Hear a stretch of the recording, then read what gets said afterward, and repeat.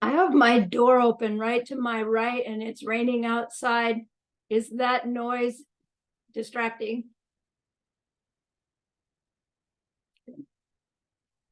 Thank you. Thank you.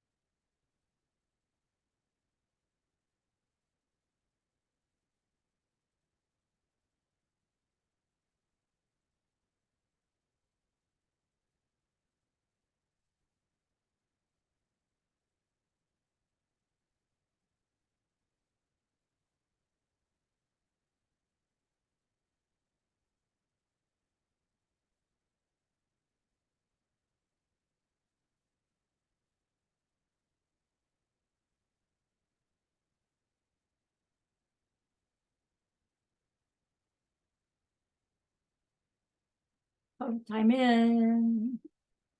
Okay, so for the recording, welcome back. We are ACI Course 1, Class 11, the review class. Yay, well done. So let's gather our minds here as we usually do. Please bring your attention to your breath until you hear from me again.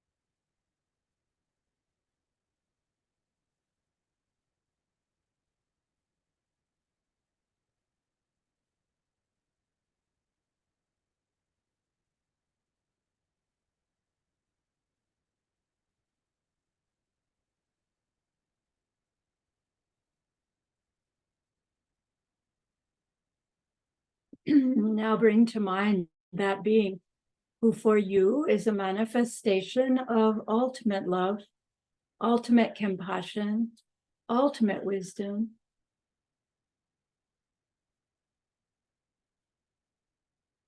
And see them there with you, just by way of your thinking of them.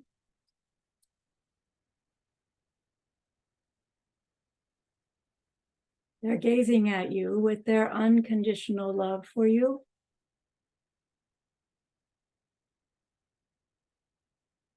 Smiling at you with their holy great compassion. Their wisdom radiates from them. That beautiful golden glow encompassing you in its light.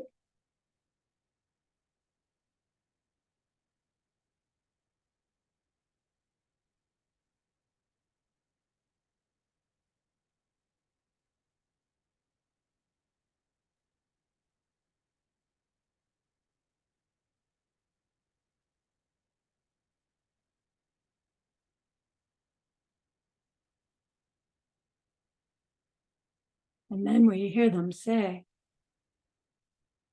bring to mind someone you know who's hurting in some way.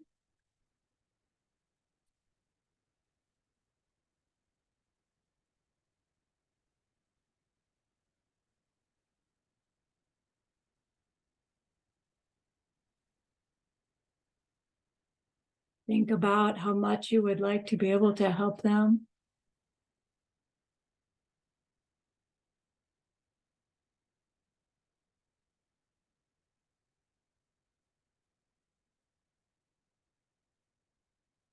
And how it is that the worldly ways we try to help fall short.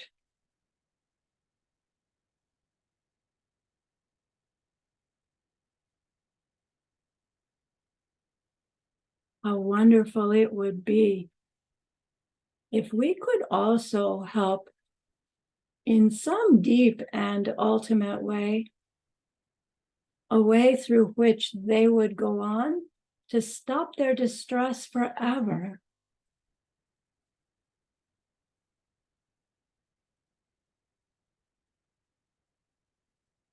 We're learning that maybe that's actually possible.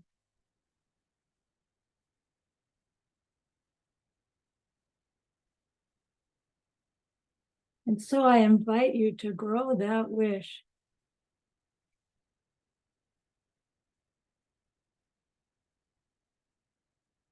Into a longing.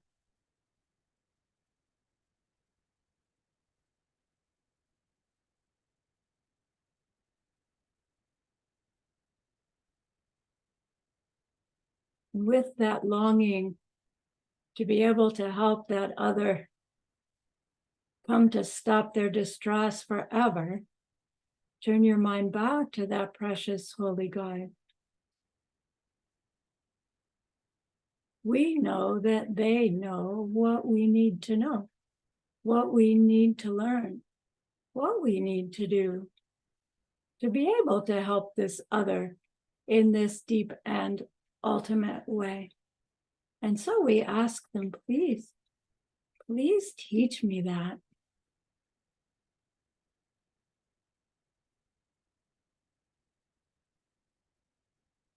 And they are so happy that we've asked. Of course, they agree.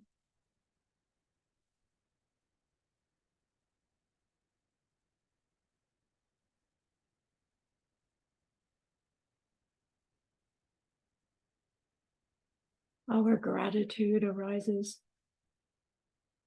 We want to offer them something exquisite.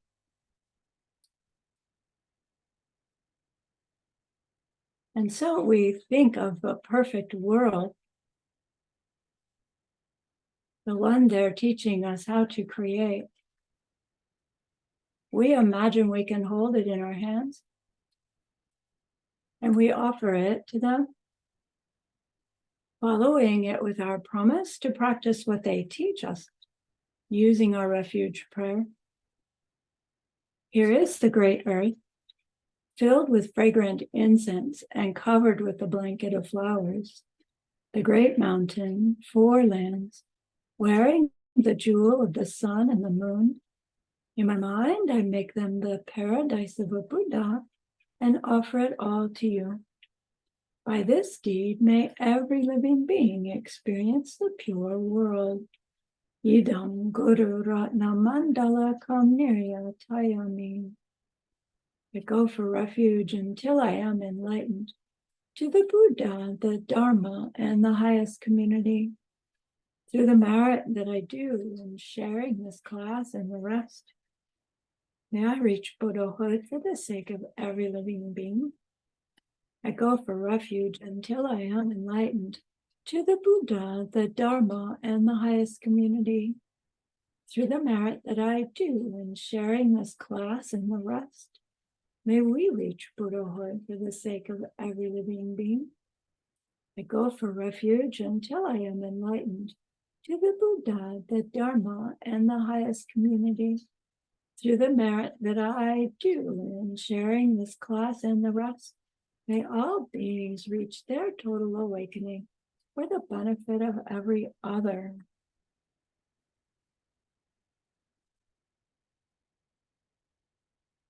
Alrighty. Let's hear Jetson Kappa tell us the three principal paths one more time. And then you're on your own after that.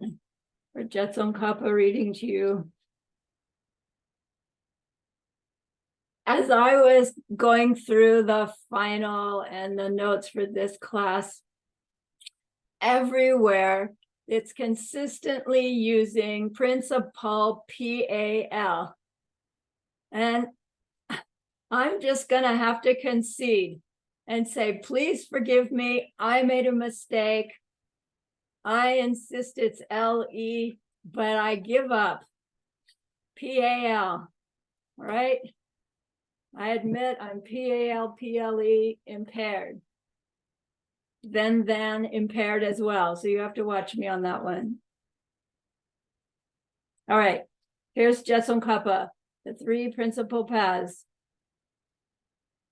I bow to all the high and holy lamas. As far as I am able, I will explain the essence of all high teachings of the victors, the path that all their holy sons commend, the entry point for the fortunate seeking freedom. Listen with a pure mind. Fortunate ones who have no craving for the pleasures of life, and who, to make leisure and fortune meaningful, strive to turn their minds to the path which pleases the victors. There is no way to end without pure renunciation, this striving for pleasant results in the ocean of life. It is because of their hankering life as well that beings are fettered. So seek renunciation first. Leisure and fortune are hard to find. Life is not long. Think it constantly. Stop desire for this life. Think over and over how deeds and their fruits never fail, and the cycle is suffering. Stop desire for the future. When you have meditated thus and feel not even a moment's wish for the good things of cyclic life, and when you begin to think both night and day of achieving freedom, you have found renunciation. Renunciation, though, can never bring the total bliss of matchless Buddhahood unless it is bound by the purest wish. And so the wise seek the high wish for enlightenment. They are swept along on 4 fierce river currents, chained up tight in past deeds hard to undo, stuffed in a steel cage of grasping self, smothered in the pitch black ignorance.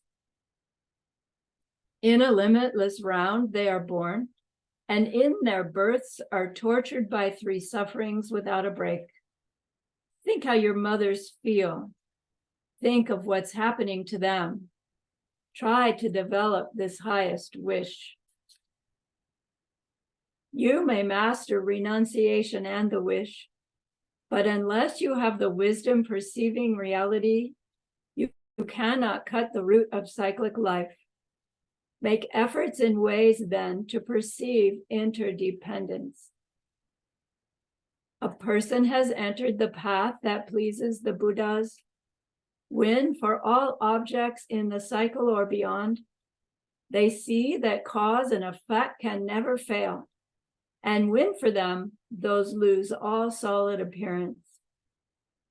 You have yet to realize the thought of the able, as long as 2 ideas seem to you disparate: the appearance of things, infallible interdependence, and emptiness beyond taking any position. At some point, they no longer alternate, come together. Just seeing that interdependence never fails brings realization that destroys how you hold to objects. And then your analysis with view is complete.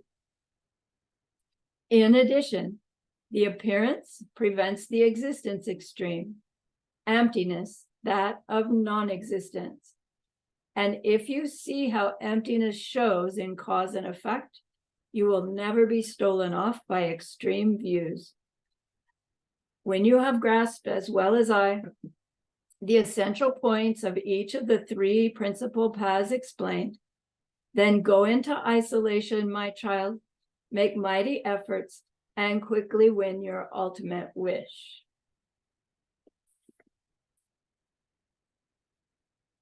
So I hope you recognize that that means more to you now than it did when we started 6 weeks ago. So pat yourself on the back for that. Yeah, it contains much, much more. And as if you go on studying the ACI and continue to work with this set of verses, you'll see, right, between this set of verses and the source of all my good, right, it's everything in a nutshell. So we have it all at the very beginning, we just don't know it. And then we fill it all in as we go through our training. And it's quite fun to go back, you know, and recognize, oh my gosh, I really do understand this so much deeper than I did before. I thought I understood it before, and now there's more. Layers and layers like that. All right, so my job in this class is to give you the answers for your final exam. It means I'm giving you the questions that are going to be on it and the answers. And so all you need to do is listen carefully, but you may not do your final right now. All right. You can't write it and finish it today after class. You have to go back and do it. Right? Yeah.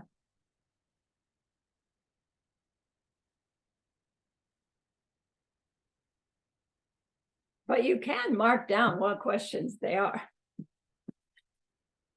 Right? This is all designed to facilitate your success. All right, so number 1 on the final, name the author of the principal teachings of Buddhism. Give both his popular name and his monk's name, as well as his dates. So who wrote principal teachings, 3 principal paths? Jetsongkhapa, Lobsang Drakpa, 1357 to 1419. Number 2, what's the actual name of this work? The 3 principal paths, Lomso Namsum. Number 3, am I going too fast? Tell me, translators, tell me, everybody. Okay. Number 3, who wrote the commentary that we're studying? Give the popular and special name and his dates. The commentary is written by Pabonka Rinpoche, Dechen Ningpo, 1878 to 1941.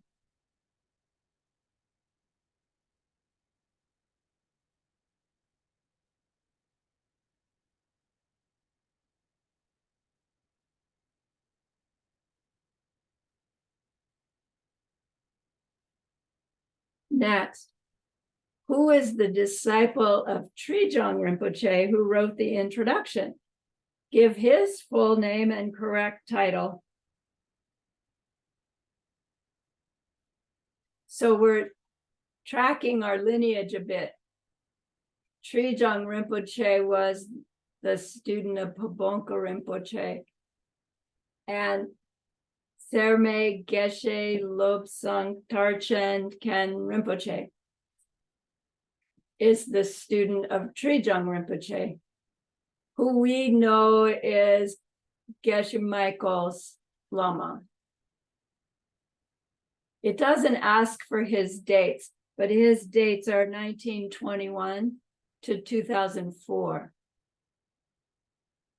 He was born the same year as my dad.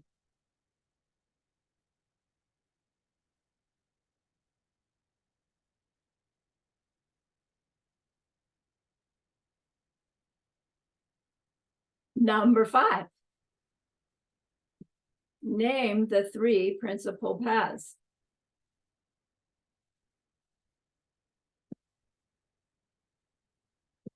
You know them. Renunciation, bodhicitta, meaning the wish for enlightenment for the sake of all sentient beings. And correct view. For extra credit, you can put the Tibetan, but it's not necessary. Nyenjung, renunciation.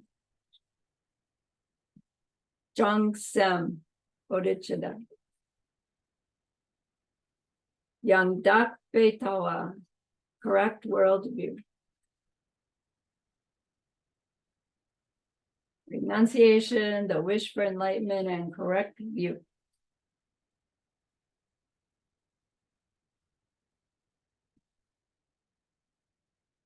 Ready? Question number 6 comes from homework 2. Did I just see a?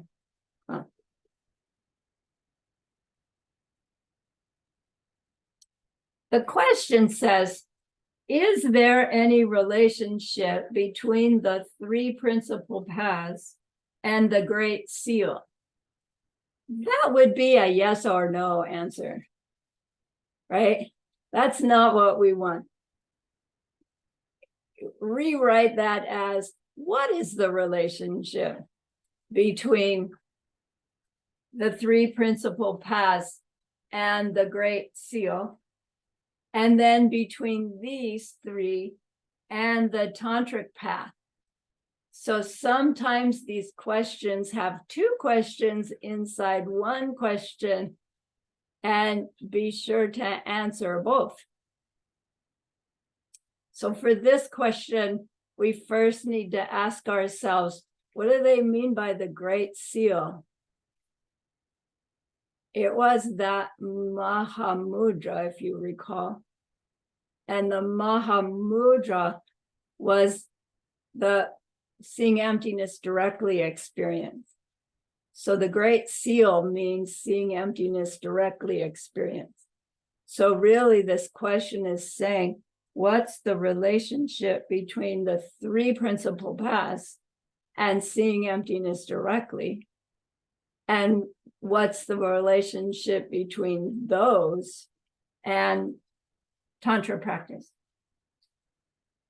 So answer key says, the Great Seal or Mahamudra means the direct perception of emptiness. Mahamudra is the natural result of the 3 principal paths, meaning practice working to grow those realizations gathers the goodness that can ripen as that experience of seeing emptiness directly. Then our diamond way practice can only be successful based on that accumulation of goodness, bringing us to actual correct view. Then what the diamond way practice is all about, like we've set the ball rolling, and we can go into that pretty effortlessly.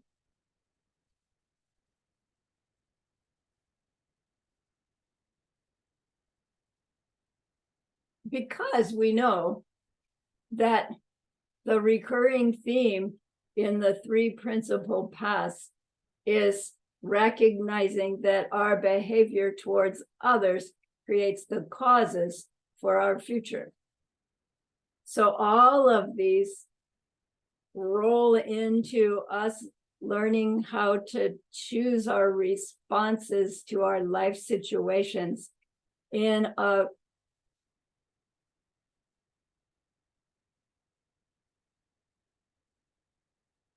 kinder way, right? We're already kind people, but we're pushing up the bar now.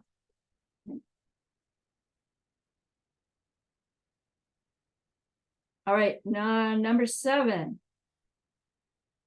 Name the 2 bodies of a Buddha. A Buddha, your Buddha, will have your body, your physical body, called the form body, what you look like. And you will have your mind of your Buddha you. Just like we have body and mind now, we will be body and mind Buddha. Form body, it's called Rupakaya. Sukhu. And mental body, Dharmakaya.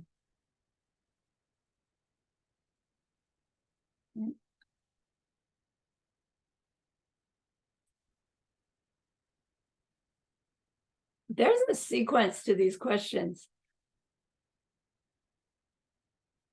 Geshe-la wanting us to have this sort of outline of the process through which we transform from ordinary human into totally enlightened being.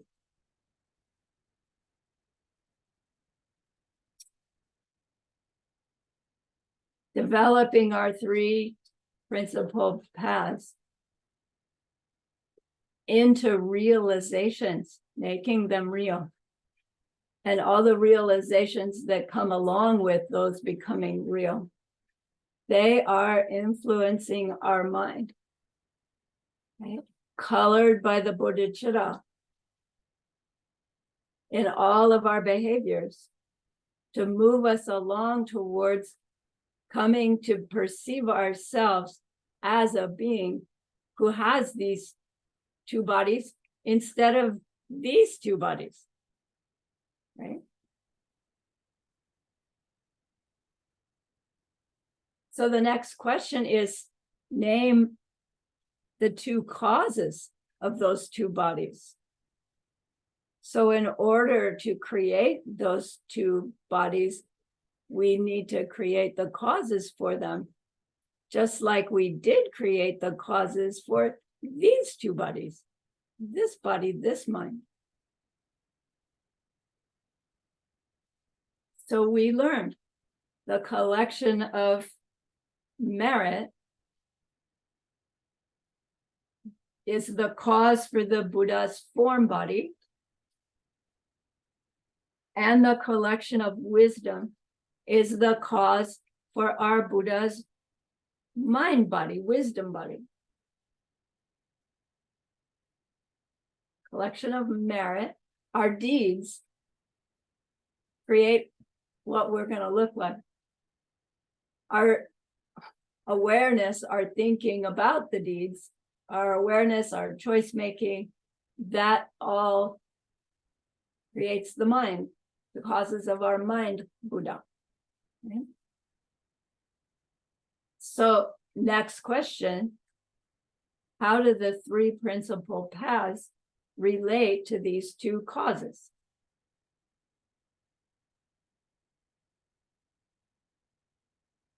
The collection of merit and the collection of wisdom.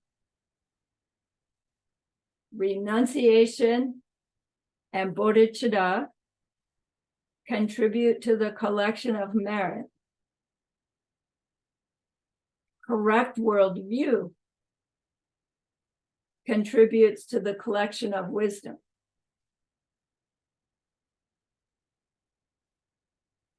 We learned that reaching real correct worldview means seeing emptiness directly. And that comes from our renunciation and bodhicitta applied to our decision making. So they all roll together. Not one after the other, but I don't know, like those interlooping links, no? Renunciation and bodhicitta contribute to our collection of merit. correct view of emptiness contributes to the collection of wisdom.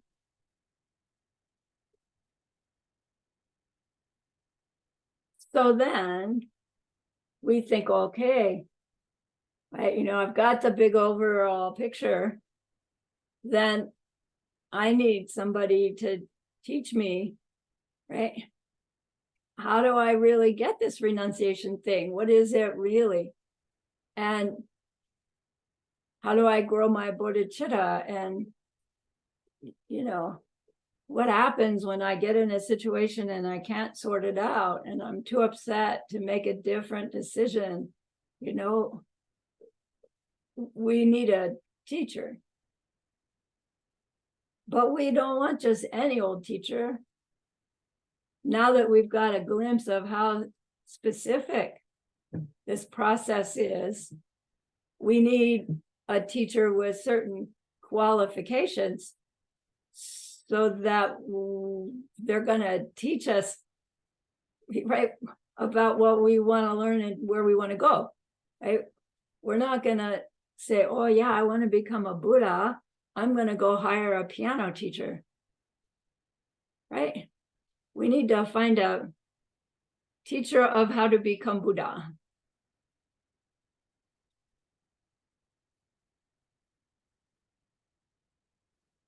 And so we do need some criteria for how to decide. And so we received that teaching on the 10 characteristics of a qualified Lama. So what we're looking for in that being, we're going to say, please teach me. So there are many people we'll take teachings from.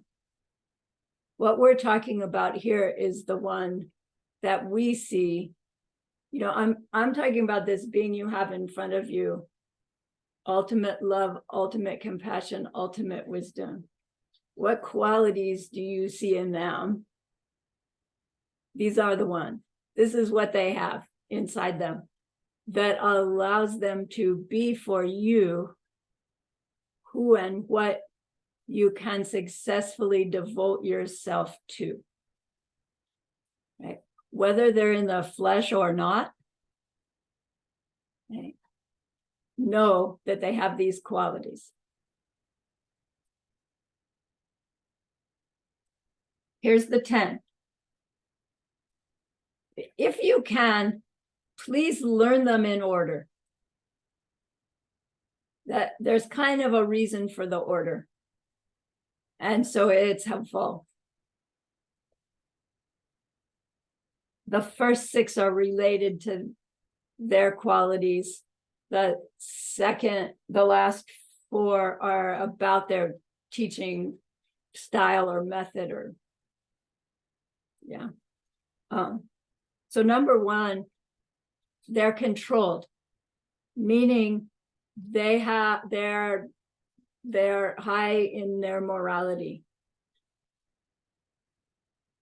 Number 2, they are at peace, meaning they have a high level of concentration ability, particularly on their morality.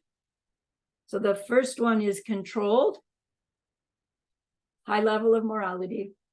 Number 2, at peace, high level of concentration on anything, but especially on their morality, meaning their behavior choices.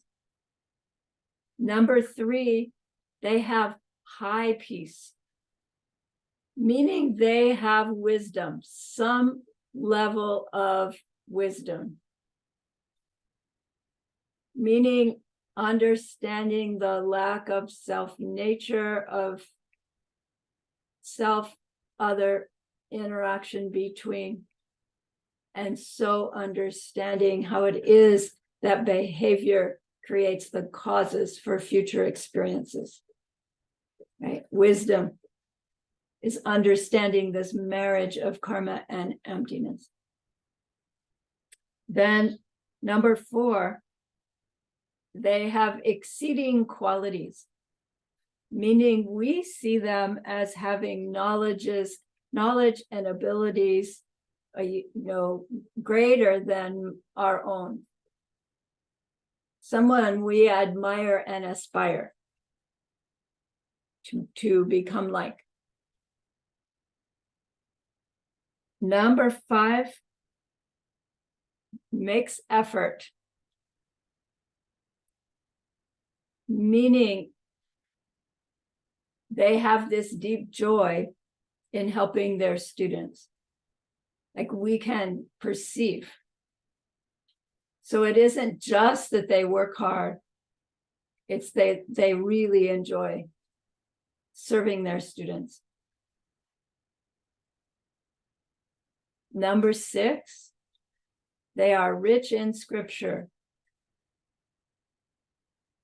meaning in addition to having this good behavior, they need to know the material that the student needs conveyed to them. Right? So they need to be studied.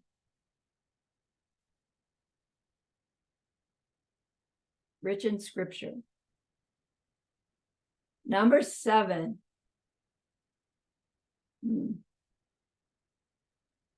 They have a deep realization of suchness. A deep realization of suchness. Suchness is another word for emptiness.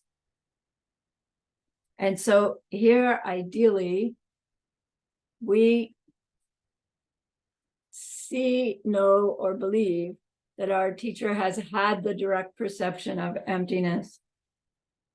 Or we see, know, believe that they have an excellent scriptural understanding and a high intellectual conceptual understanding that allows them to make their behavior choices based upon it, right? Which we would be able to recognize by way of their different behavior choices in situations that we see them in, for instance. Like that's the only way we would really know the level of someone's understanding of emptiness, is if we watch their behavior. And if every time something goes wrong, we notice they don't do that usual thing of trying to find out what went wrong and who made the mistake. They just shift gears and say, okay, let's do this instead. And this instead may seem completely unrelated to the task at hand. Right? That's a clue that, right, they have this bigger picture than we do. Old world view would say, what, are you nuts? Okay.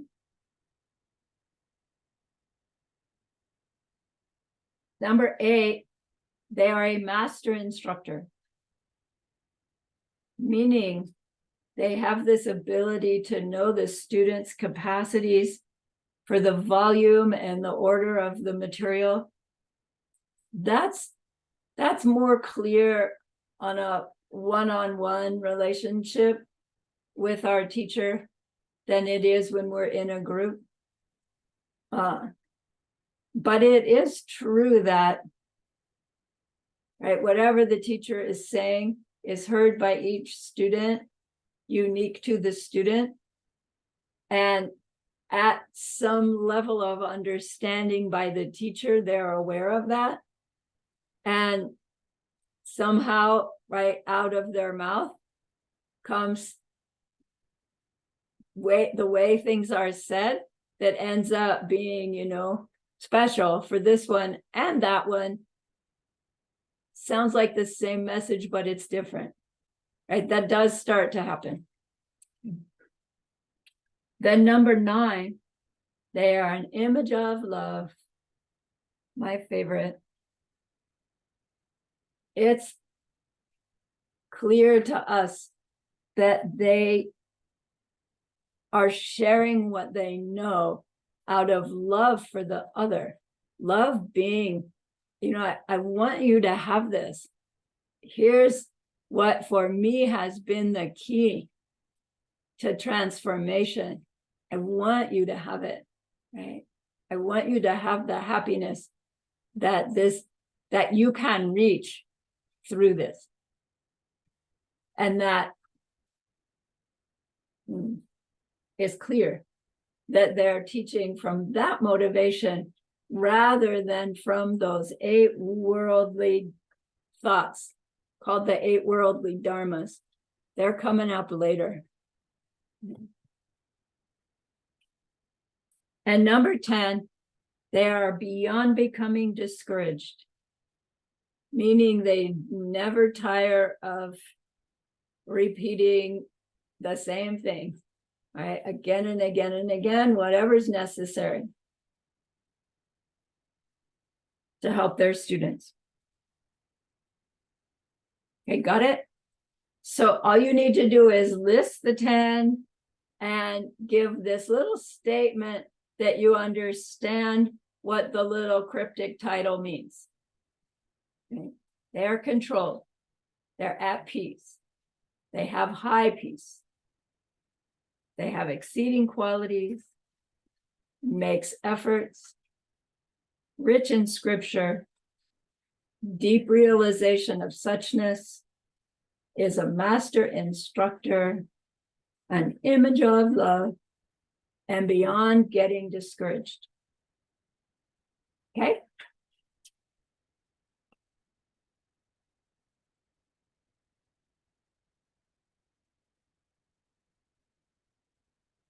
Next question.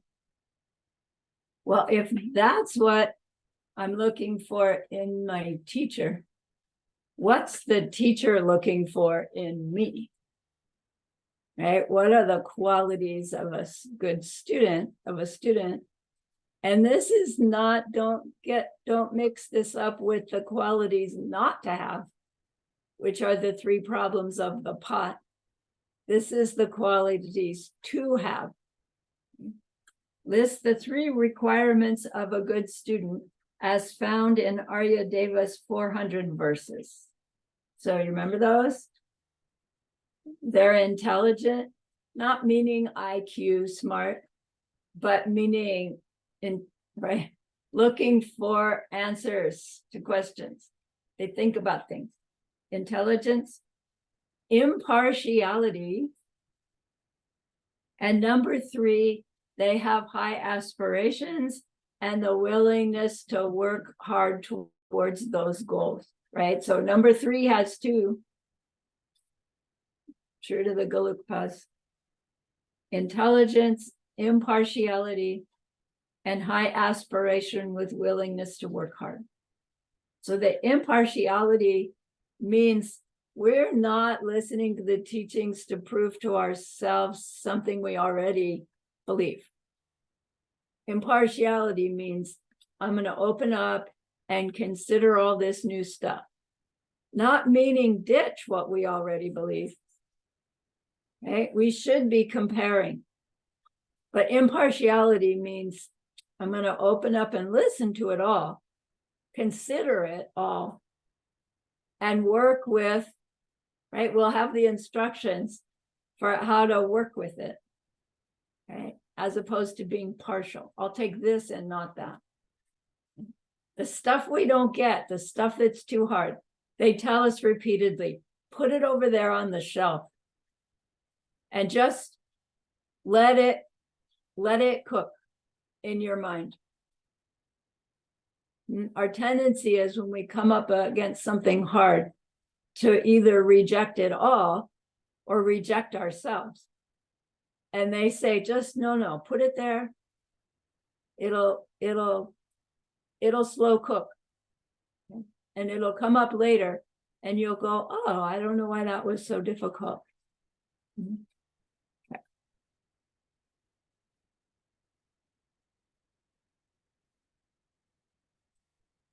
We're on to homework 5. Final is question 12. It says, define what is meant by the cycle of life or samsara in Sanskrit. When the question says define, use the precise words. So we need to just memorize the definition. Right? They are precise and come to in a very precise way. So when it says define, we don't mean in our own words. Okay. So we learned that definition of korwa, the cycle of life, is the condition of being involuntarily forced to take on the impure parts that make up a suffering being over and over again in each life, right? Forced into rebirth is what it means. But with all of these details, the condition of being involuntarily forced, that's kind of what forced means, to take on the impure parts that make up a suffering being over and over again, meaning from lifetime to lifetime.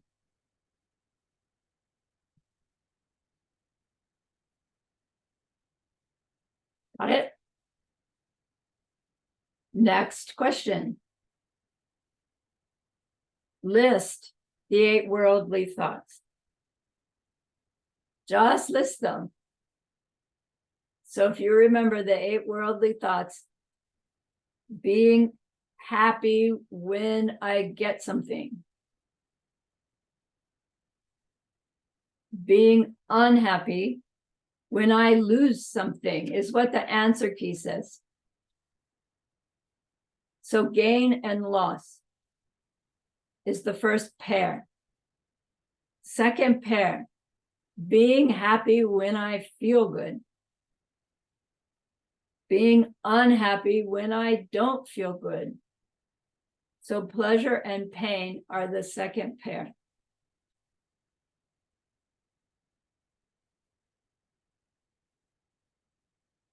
Being happy when we're well known,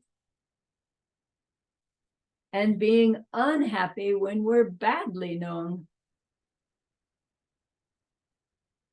They call it fame and notoriety.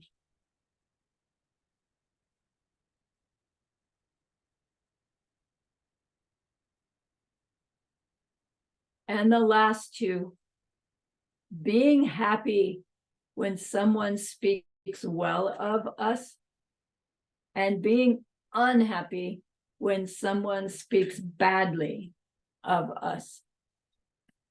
They call these praise and blame. Fame and notoriety.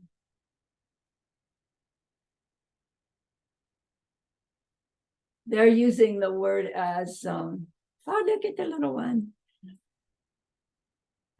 Cute. They're using it like the notorious thief, right? A bad guy, a really, really famous bad guy. So everybody knows them, but everybody dislikes them. That kind of notoriety.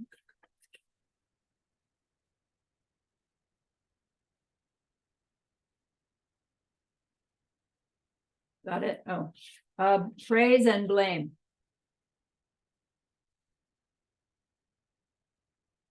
The English words don't quite give it right, do they?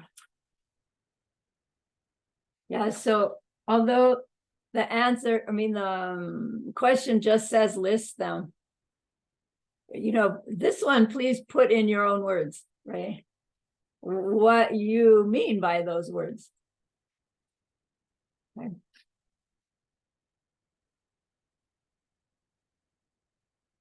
Doing this final is to plant seeds in your mind, right? It's not about getting 100%. It's not about, the dean seeing your score. It's about the seeds plant. And homework 6. final number 14. Name the 4 principles of action, which means name the 4 principles of karma.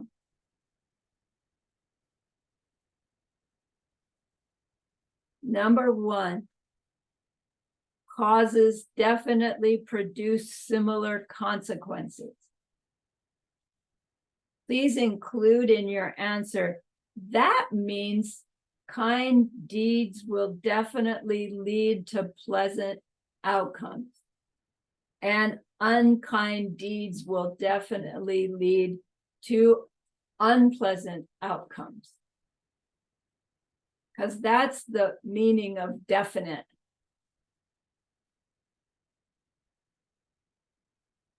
Number 2,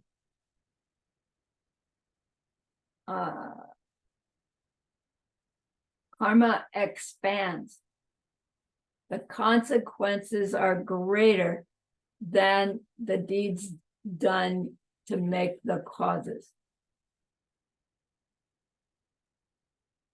Number 3, we will never experience a result if we have not created the cause for it.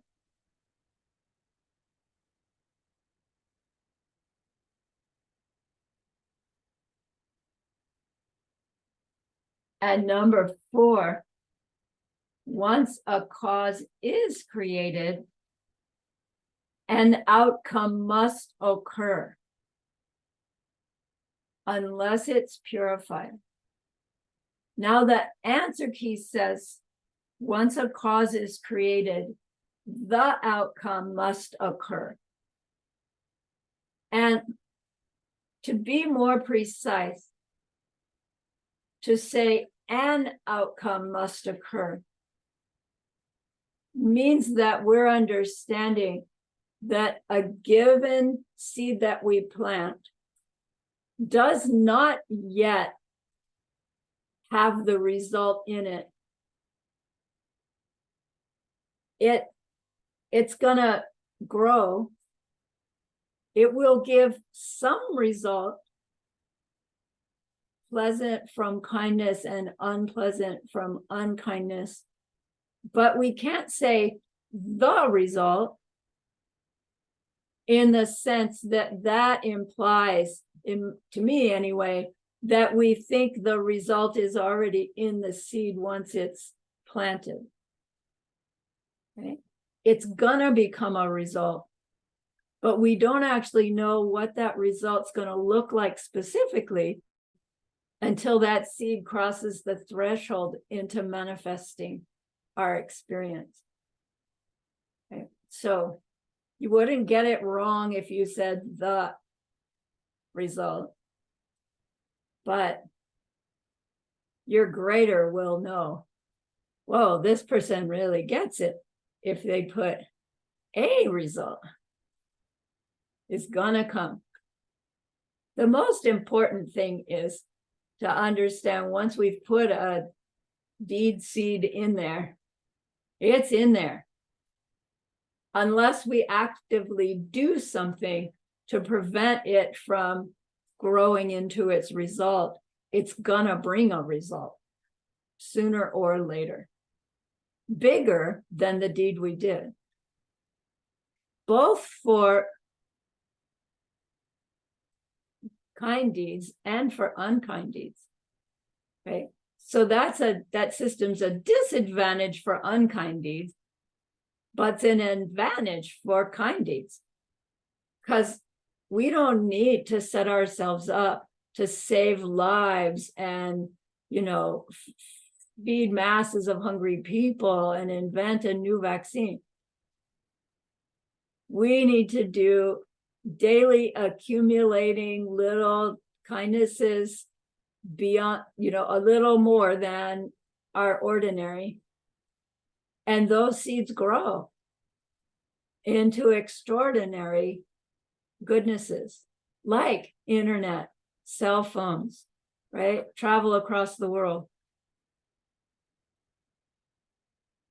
Out of the corner of my eye, I'm seeing this chat. Yes, the final is closed book. Yes, if you need to do it a little bit at a time, that's okay. Right? You will surprise yourself, I think. All right, the 4 principles of karma. You know those. Question 15. What is the point at which you know you have developed true renunciation? Tsongkhapa told us, when you think both night and day of achieving freedom and no longer have desire for worldly pleasure. Does that mean I don't even want green tea anymore? No, I don't want it ignorantly anymore. Okay? I will refuse to hurt somebody to get my cup of green tea. Come on, I would never have hurt somebody to get my cup of green tea. Yeah, but what about, right? Find a situation where, okay, that's too much. Okay.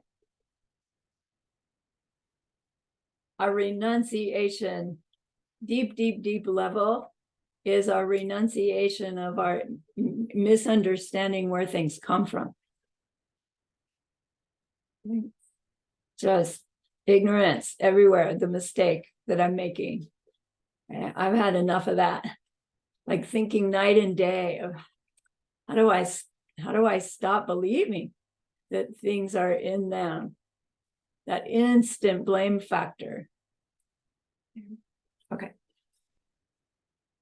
Let's take a break now. We only have a few more to go.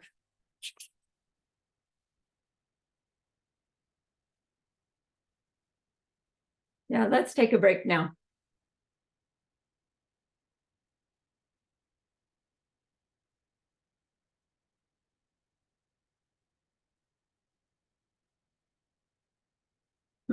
Yeah, 5 minutes would be great.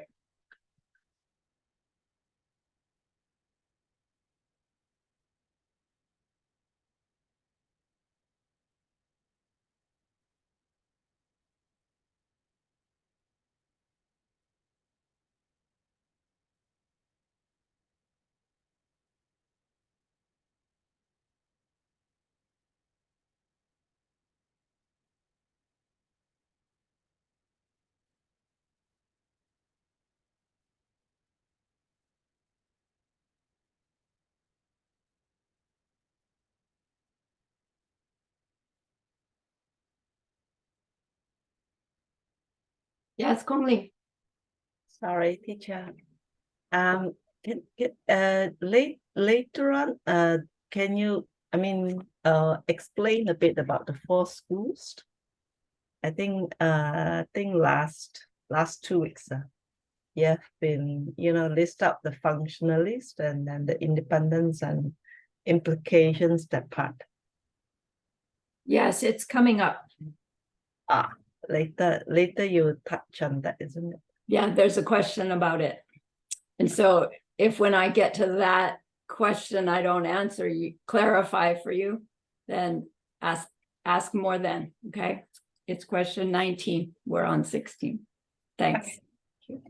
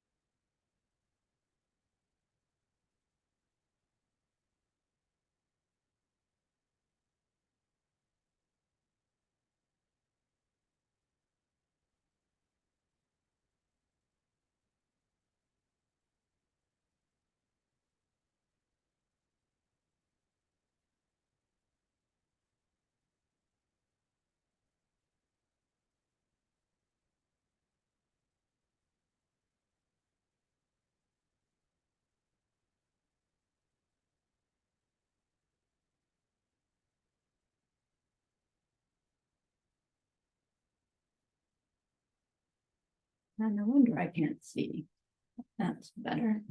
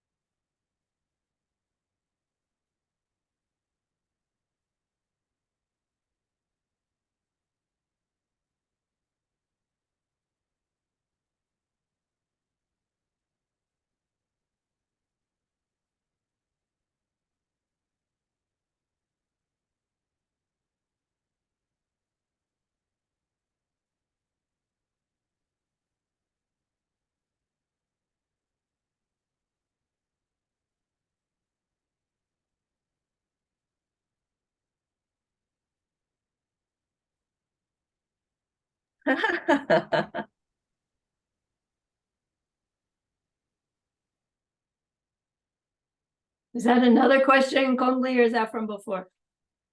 Yes. Yes. Just now mentioned about the body of a Buddha. So there are two is form bodies, and then form body and then the mental body, isn't it? Correct. So and then how can it split from form into another two, and then mental into another two? Okay. So is there any like the books mentioned about this? Yes, that it comes later in the study, but the form body will have the body that we see ourselves as in our own paradise, and the emanation bodies is what our compassion appears as, which is the emanation beings for others' benefits, right? So our method side is love and compassion. So you could say those two form into my paradise body and my emanation bodies as parts of my form body. And the mental body is made up of our omniscience and the direct perception of the empty nature of all existing things, which is part of the omniscience, but that's considered another form of the mental being of Buddha. They're not like four separate things. They're four aspects of what it is to be a fully awakened being. So which means that the omniscience, it is like, they know everything about the worldly side of a world, is it? I mean, and then another one is the the direct emptiness nature. Right. Is it like, like the true nature of everything? Yes. Thing like that. And Yeah. then the omniscience is it towards the worldly, like our normal world, so he knows everything about us. They're perceiving directly all existence is what omniscience means. And then when we try to understand what that really means, to perceive directly all existence, it means all appearing things and the emptiness of all appearing things as they appear to the omniscient being and as they appear to every being who's part of that appearance and what it appears like to them, which is within which they then know the karmic seeds of every conscious being. They're like experiencing them directly all the time, which means they know, that Sarahni has seeds from having done that, and she's going to need to either go through its result or purify it in this way. They know specifically, which is why they become this authority. Right? So we don't have to reinvent the wheel. Thank you. Yeah. Okay, we're back. We are on question 16 from homework 7. It asks, give an explanation of the two parts of the word bodhicitta. So bodhi means enlightenment or Buddhahood. And chitta means mind, technically movement of the mind. Put together, bodhicitta literally means Buddha mind.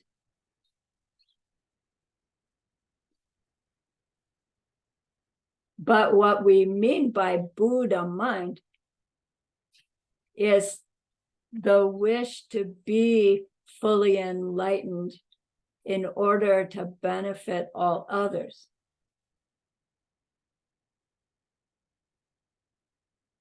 Okay.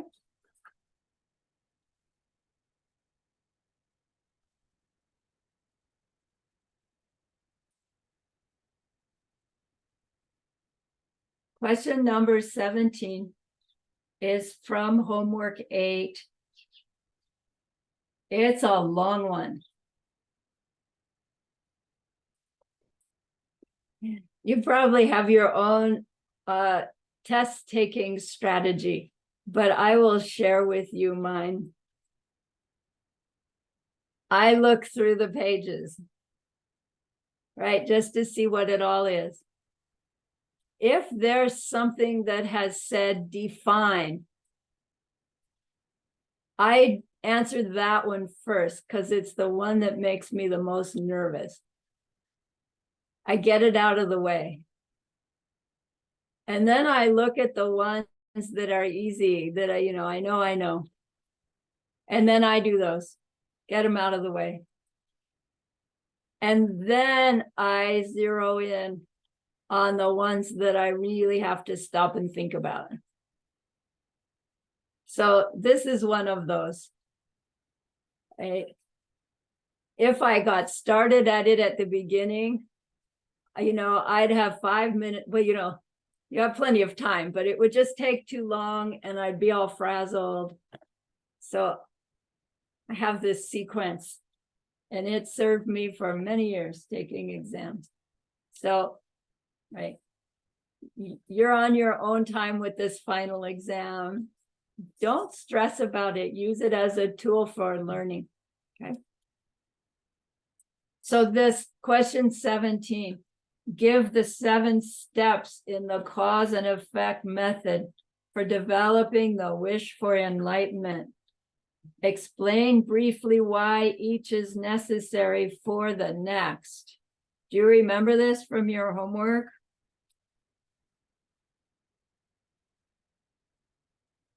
It's a whole page long, the answer. All right.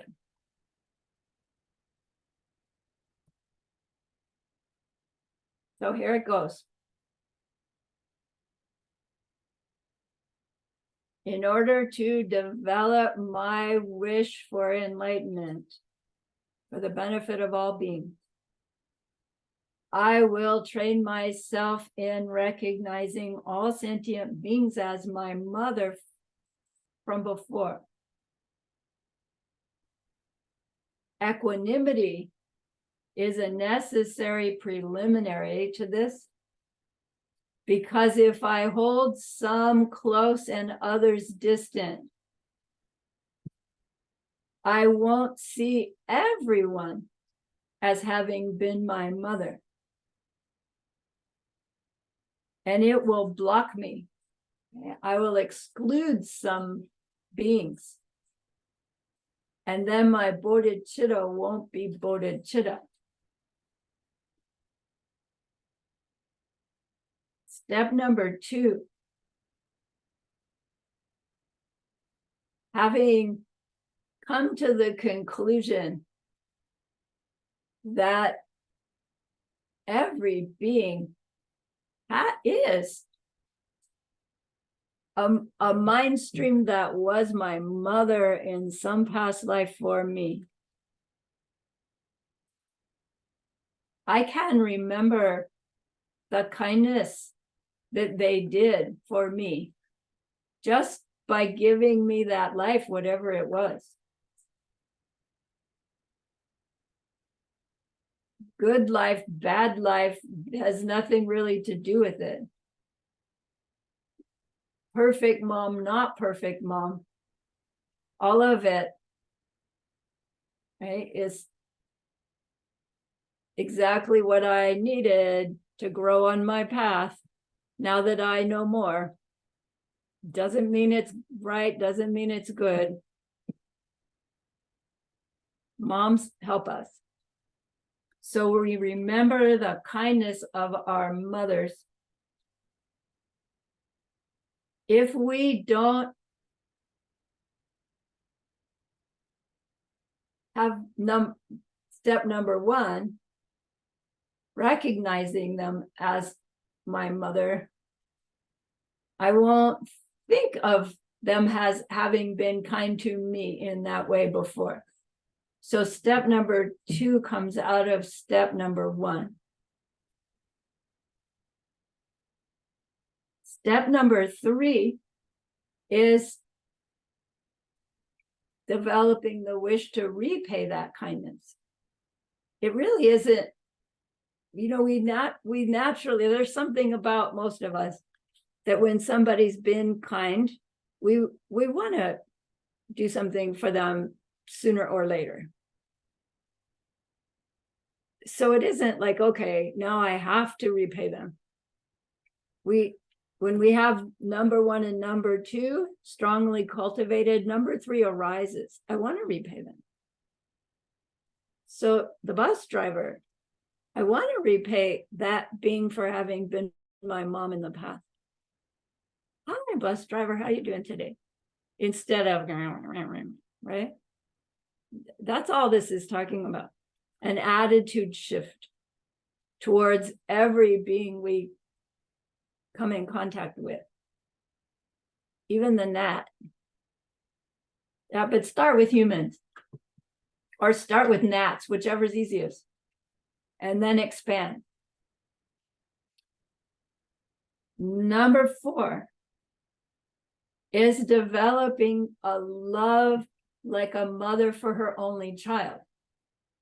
Oh, wait, I'm seeing her as my mother, and now I'm seeing them as my child. No, we're developing this love for them. Yeong jump up, pretty love. The love you have for your first grandbaby, all your grandbabies, but the first one's special. Your first child, right? That kind of love, heart outpouring. I want to take care of you. I want to help you. I want you to be happy. That. Once we recognize everyone as mother, acknowledge her kindness and our debt to them, we agree to help them in return. We agree with ourselves to help them in return. The natural result is to treat them all exceedingly well. Okay. Young jump up, pretty love.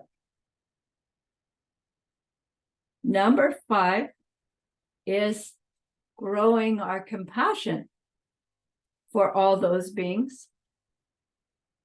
It comes out of number 4 because our love wants to give them happiness.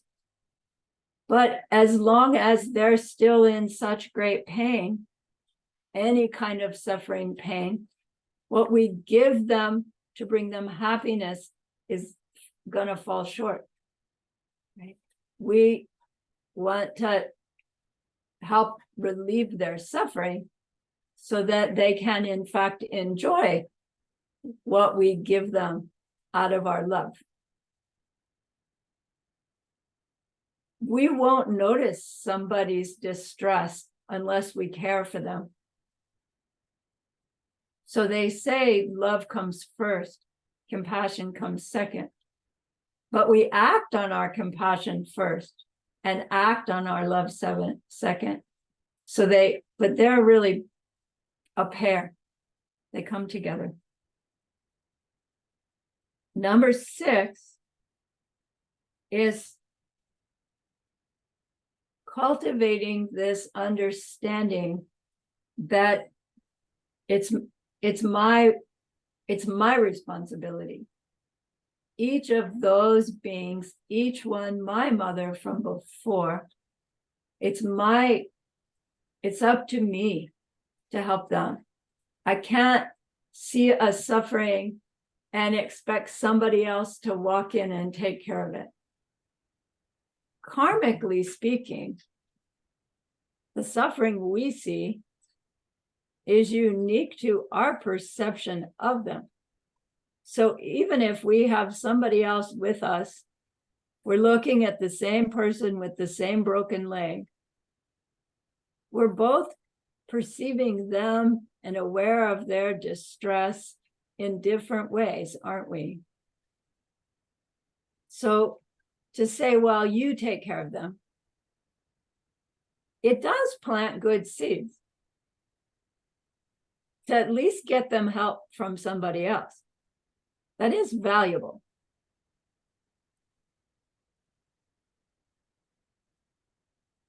And in doing so, we still have changed our own seeds by having somehow facilitated them getting help by somebody else. But we still need to take responsibility for relieving their suffering through someone else versus, oh, that's your problem, right? You deal with it. I have my own problems over here that I'll deal with. Those ones aren't mine, right? This number 6 is this sense, no, I understand about mental seeds well enough to be willing to say, no, I take responsibility for all of it. It's big. It's too big for a lot of us. No, in which case this 7-step cause and effect method may not be for you. Right? There are 2 methods for developing bodhicitta. This is one of them.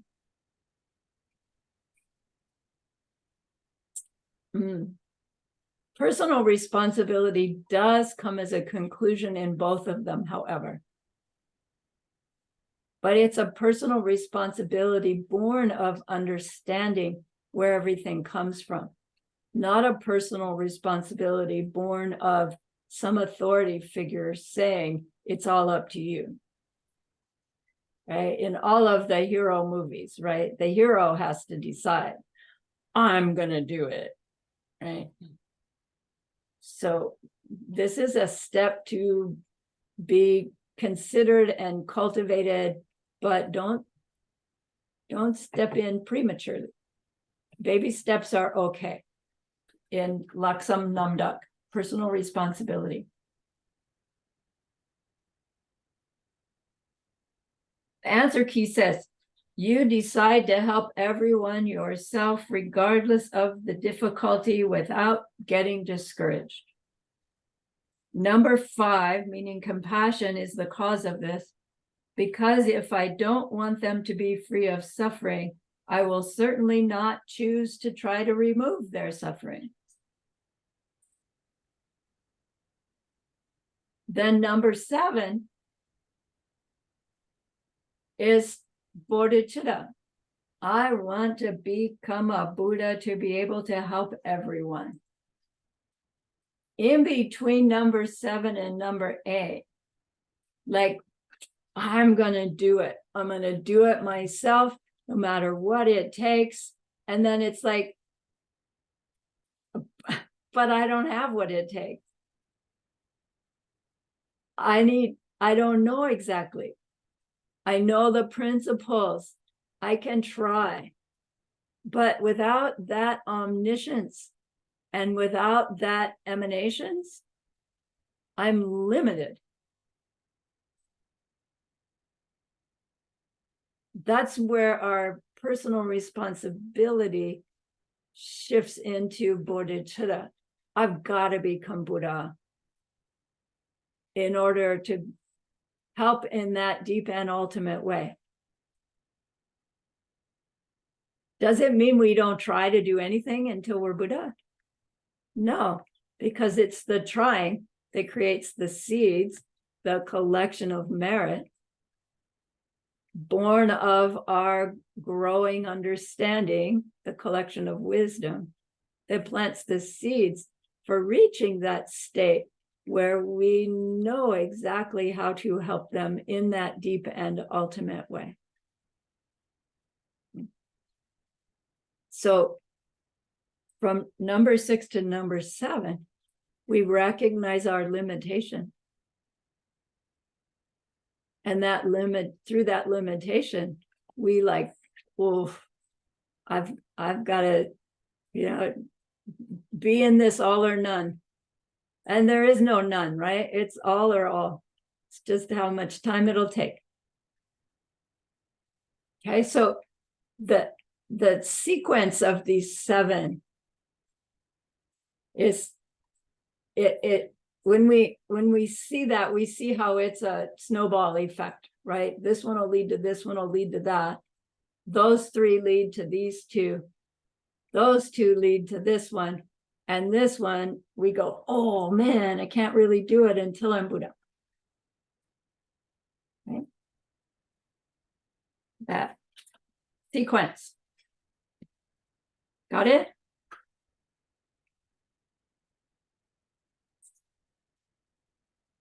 From class 9, question 18. Name the 2 truths and describe them briefly. So we're on now to correct worldview principle. The 2 truths, deceptive truth and ultimate truth. Deceptive truth meaning the reality or the experiences in which things appear differently from the way in which they really exist.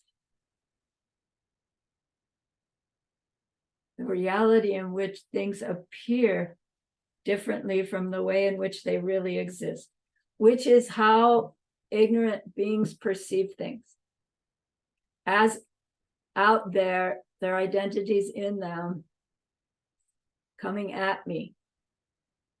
Who has my identity in me coming at them. Ultimate truth is the reality or experience where things appear accurately to the way in which they really do exist. How do they really exist? As empty of their identity in them and appearing by way of the perception of the experiencer.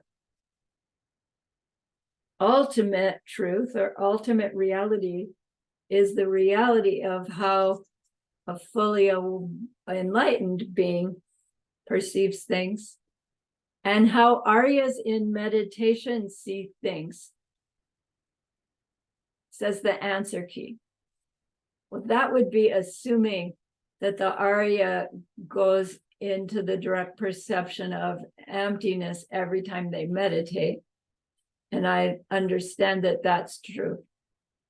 So I'm not exactly sure what the answer key means by this, but we can get that glimpse that Buddhas are perceiving directly the true appearance, meaning coming out of the results of past behavior seeds, and the emptiness of the 3 spheres simultaneously always. Ultimate truth. The marriage of karma and emptiness. perceiving that emptiness of all things.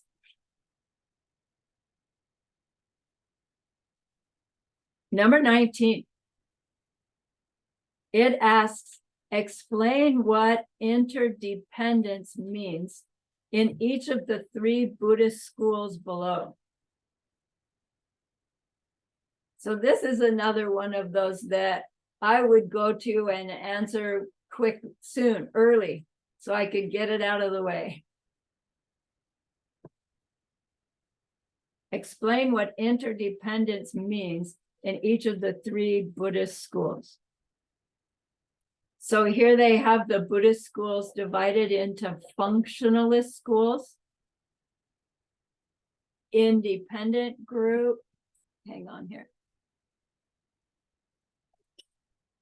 more noise, independent group, and implication group.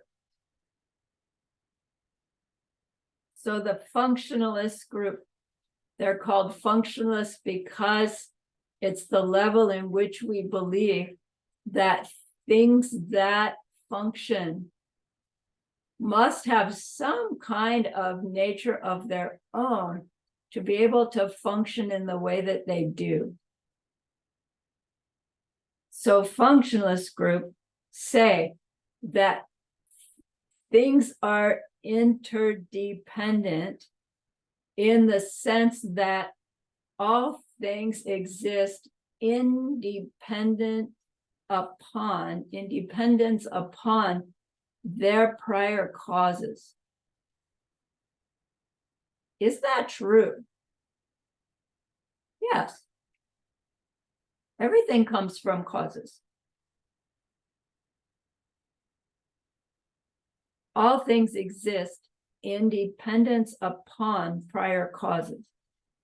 Nothing exists without a cause. That's their version of emptiness. Dependent origination, everything depends upon its cause. Nothing exists without a cause. Things don't just come from nothing. They always have their cause. Functionalist group. Independent group says all things exist in dependence upon their parts, because there are some existing things that don't have causes. Unchanging existing things, not eternal necessarily, but unchanging, like emptiness and empty space. They exist, but they don't change. So to include those in our explanation of the existence of things, we have to say all things exist in dependence upon their parts, because emptiness and empty space do have parts. And so do all changing things have parts. So this is more complete, says the independent group. All things exist in dependence upon their parts,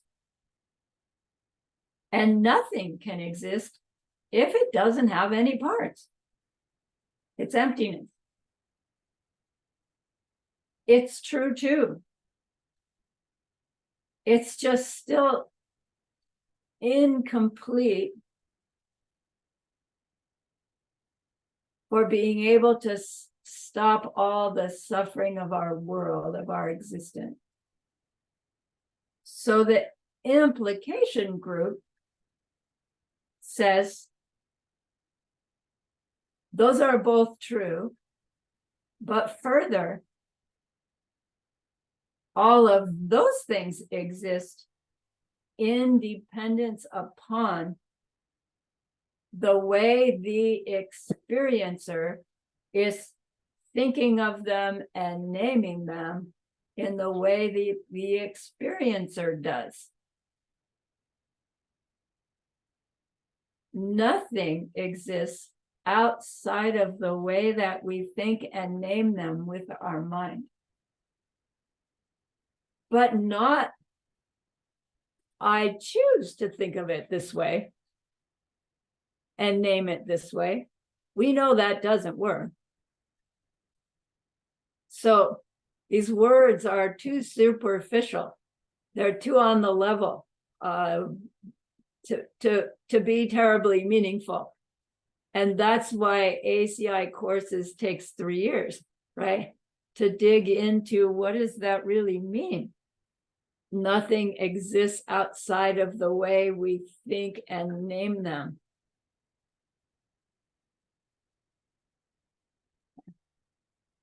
So let's say it again. The functionalist schools say all things exist in dependence upon their own causes. Nothing exists without a cause. That's the emptiness. Independent group says, yes, and all things exist in dependence upon their parts. Nothing can exist if it doesn't have parts. But still, it's parts in it, from it, as part of it.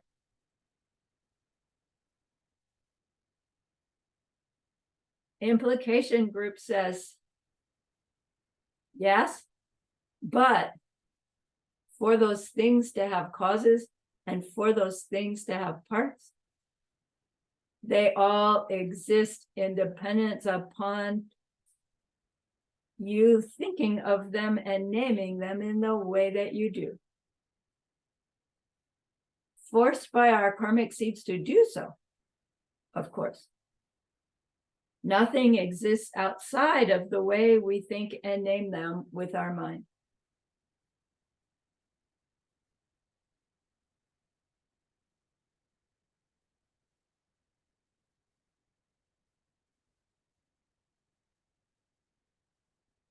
Why do we name them with our mind the way that we do? Is it by choice? No. Is it forced on us? Yes. By somebody else? No. By our own results of our own past deeds? Yes.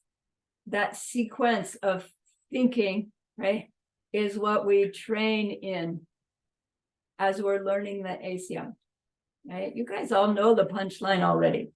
This is building the foundation for that punchline so that when we get in tough situations and our belief in the punchline starts to falter, we have this series of logic, really, understanding that will help us. And of course, help us help others better. All right, number 20. Buddhism teaches no, quote, self, end quote, exists. Explain the meaning of this non-existent, quote, self, end quote, according to Master Chandrakriti. I don't remember mentioning Master Chandrakriti, but I think he was in your reading. Quote, self, end quote, refers to any nature or state that objects could have in which they rely upon nothing else.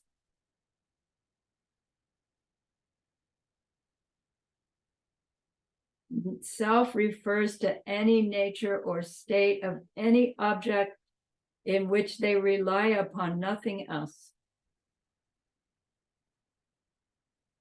Is that possible for anything to not rely on something else? Can we even conceive of something that doesn't rely on anything else?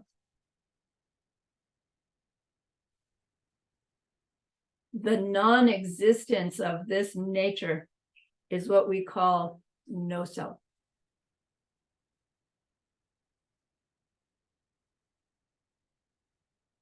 Can anything exist completely independently? No. That's no self. Can anything have a quality or a characteristic that's not experienced by something, even themselves? No. Right? To say a self nature, means something that could exist independent of someone's perception of it.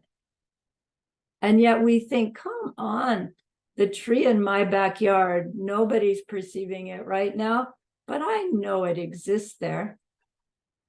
And we're going to explore, does it or doesn't it exist there?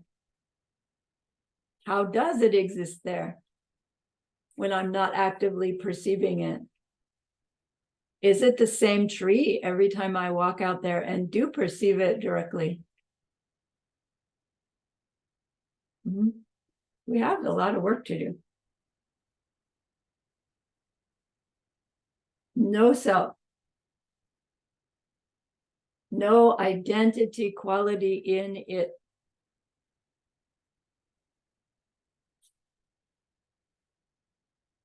Without the observer, right? What's this thing when it's sitting there and there's no people, no puppies, no flies, no consciousness aware of it? What's there then? What do we think is there, honestly? I think there's a pen on the table and nobody sees it. That means I think the pen has a self. You know, I don't think it's a little conscious being saying, oh, okay. But I think, right, it has a nature of its own and it's sitting there waiting for me to come in to use it. Right? That's what we're trying to show ourselves is mistaken. Because as long as I believe that the pen has that nature in it, I will also believe that the yelling, angry yelling boss has their nature in them. And I'll also believe that the delicious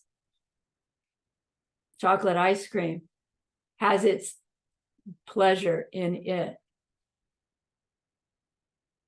And I will also believe that if the teacher's saying none of that is true, I will think they're saying, well, none of it really exists at all. It's all just in my imagination. And so I might as well like eat dog poop and enjoy chocolate ice cream. But you know what? It doesn't work. Like I've never tried it with dog poop, but I have tried it with dirt. And it doesn't give the same pleasure, doesn't give any pleasure, let alone not chocolate ice cream. I had to prove it to myself that I couldn't just make it be what I thought and labeled it. Something else is going on, says Arya Nagarjuna. No self doesn't mean nothing exists at all. Obviously, no self means nothing exists in the way my mistaken mind believes it to exist, as with its qualities and identities in it, from it, and so they all exist in the way they do for me, from me. Why? Results of causes. What causes? That brings us to question 21, the last one. on your final. Can the idea of karma coexist with the idea of emptiness? Or do they contradict each other? Right? You can say yes or no, but the question is asking for an explanation. Explain how it is that karma and emptiness coexist. Why is the question asking whether we think they contradict? Because when we think of the emptiness of this pen, there's something about our mistaken mind that automatically thinks, well, if it doesn't exist the way I think, if you're saying it's empty of self-nature, you're saying that really it doesn't exist at all. There's a part of our mind that goes there. And it took me years before I could be aware of how my mind goes off that cliff of doesn't exist at all. And then whoop, right back up into the middle, right? Which is the whole point. Exists the way it looks? No. Not at all? No. Ah, how? Unique to me. Unique to me. Why?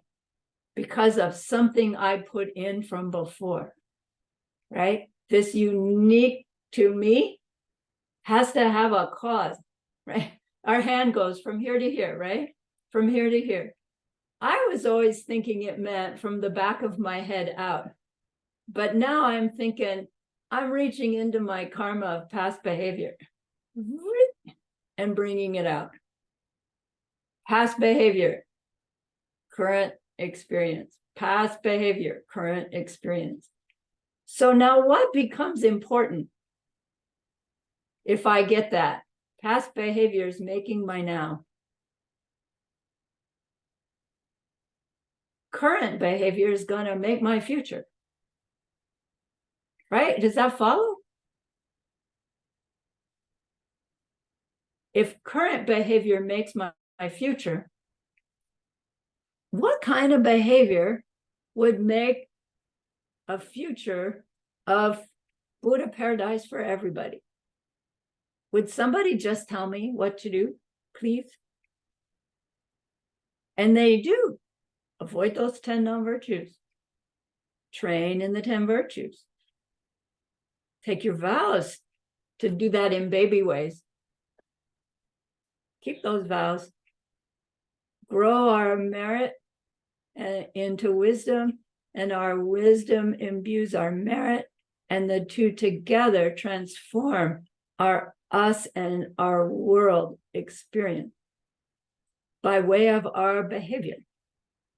And then as we reach that fully awakened being, what it is to exist is to perpetuate that goodness, which is what our emanations are doing.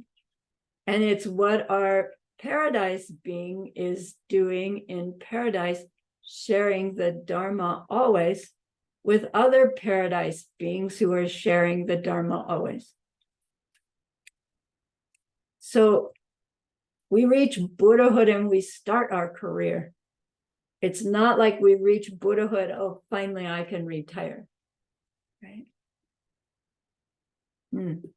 So how is it that karma and emptiness are not contradictory? How is it that they coexist? This was Geshe Michael's explanation. Karma is like a projector and emptiness is like the blank screen.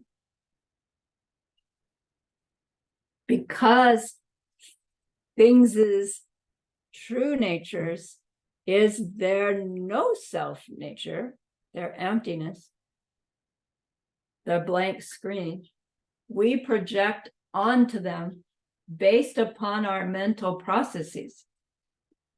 Our mental processes are formed by our past thoughts, speech, and action, which is what's meant by karma.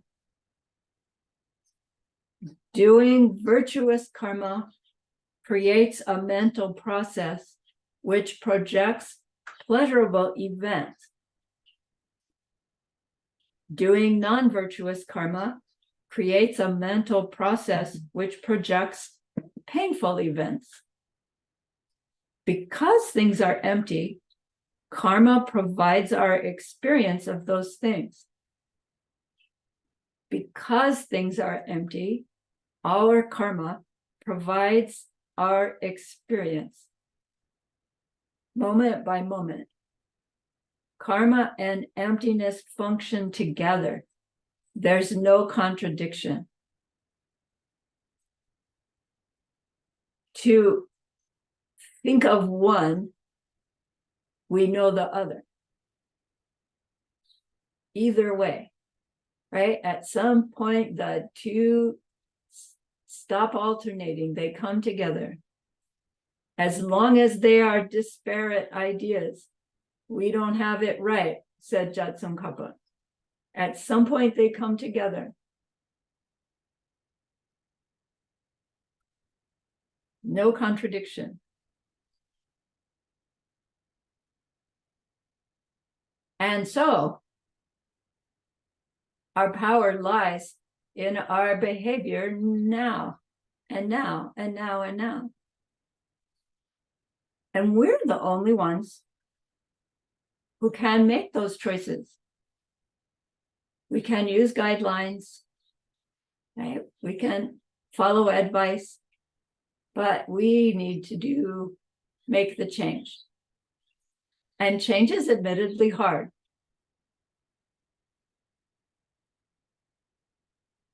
When we've shown ourselves the benefit of making the changes, right? We're more likely to make the effort to make the change and more likely to be able to avoid the discouragement that comes when we like sort of automatically say, they promised if I do this, that will happen. And we're we're expecting the result. We're still in result mode. And it gets a little distracting when, again, our power is in the plant. Plant and move on, plant and move on, plant and move on. The results will come. Yeah, they are already coming. We just don't recognize them yet. But we'll reach a point where we do recognize.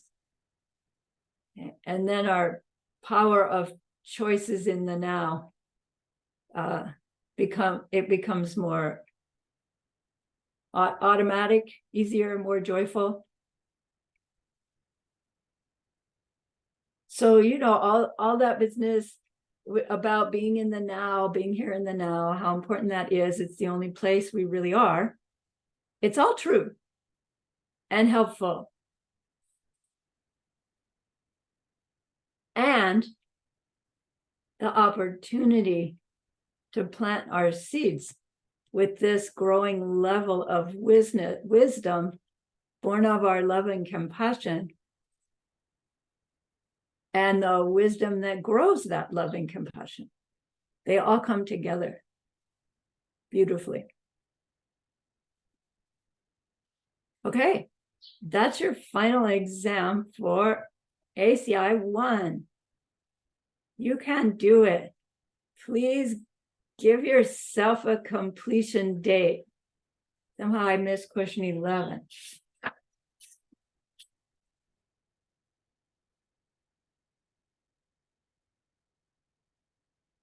If you want to continue your ACI, I need to see that you have completed and submitted your homework quiz, final, and meditation times.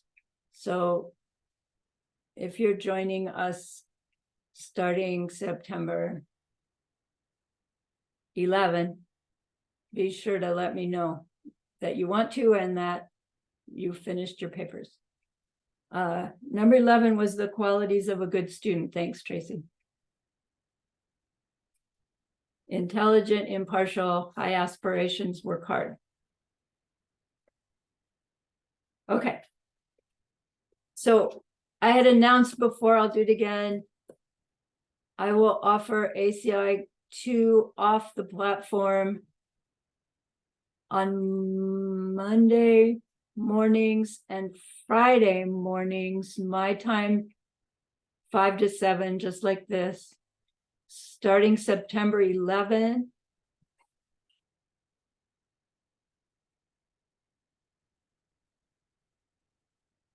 To October before the Medicine Buddha retreat. We finished like that Monday before or something. I'm also giving ACI 2 in the evenings on Sunday and Thursday. If you prefer a my time evening, 6 to 8, you'd be welcome in that class too. So you need to let me know. You can send me the file. You don't need to print it out, or you can photograph it, Kong Li, just show it, right? Show me that you've done it. Or a Excel with your grades and final. Okay, let's dedicate. So remember that person we wanted to be able to help.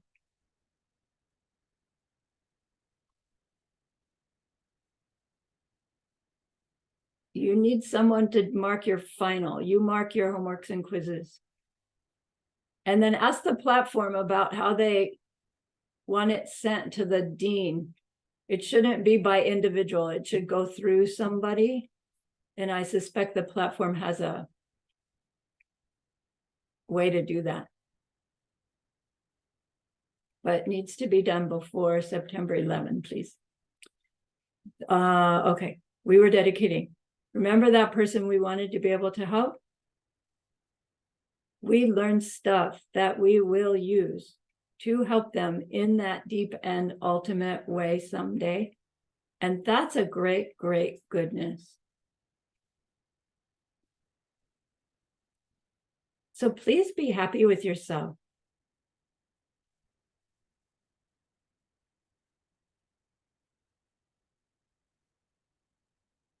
And think of this goodness like a beautiful glowing gemstone that you can hold in your hands.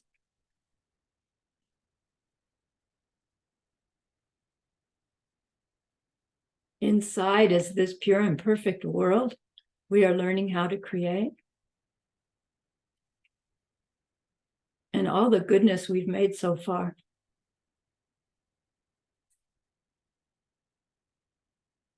Then recall that precious holy being. Grow your gratitude to them, your reliance upon them.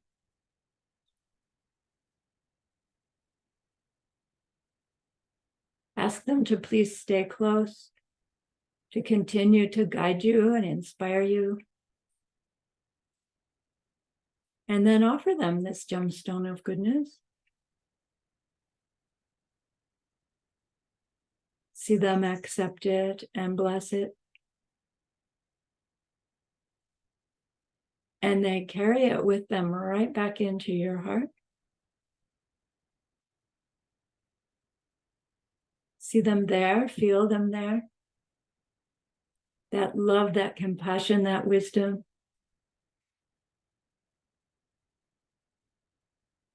It feels so good, we want to keep it forever. And so we share it by the power of the goodness that we've just done. May all beings complete the collection of merit and wisdom, and thus gain the 2 ultimate bodies that merit and wisdom make. So use those 3 long exhales to share this goodness with that one person.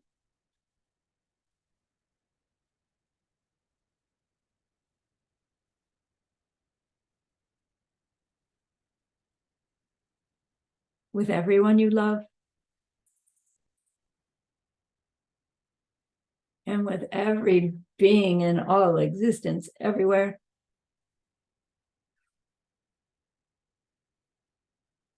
See them all filled with happiness, filled with wisdom, filled with loving kindness.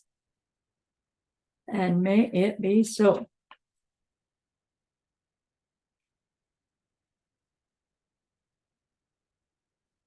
Alrighty then. Congratulations. ACI won. Thank you for the opportunity. I'm so grateful. Hope to see you again sometime. Okay. Thank you, All right. teacher. Thank you to teacher Sarahni. Thank you for your patience teaching. Thank you. Thanks, everybody. Thank you. Thank you. Thank you so much. You're Bye. welcome. Thank you, dear Lama. Bye-bye. Please take Thank care. you. 谢谢。Bye. Yes. Bye. Thank you. Yeah.